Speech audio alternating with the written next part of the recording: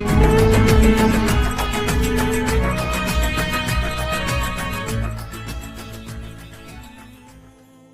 بالله من الشیطان الرجیم. بسم الله الرحمن الرحیم. اما بعد، السلام علیکم و رحمت الله و برکاته.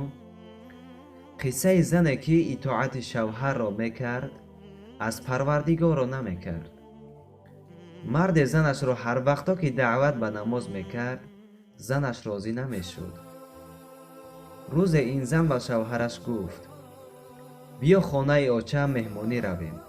مرد راضی شد. هر دو به راه برآمدند.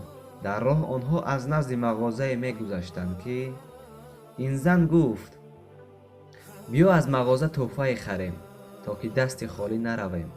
مرد گفت نه، نمیخریم، همین خیل دست خالی میرویم. زن گفت آیا چه خیل میشود دست خالی عیب است؟ مرد گفت من تو را هر وقت که گویم نماز خوان، نماز توشه آخرت است، تو راضی نمیشوی کو؟ برای دست خالی خانه آشد رفتن خجالت میکشی و برای دست خالی پیش پروردگارت رفتن خجالت نمیکشی؟ این سخنهای شوهر در دل زن یک تکان بخشید و او به نمازخوانی شروع کرد.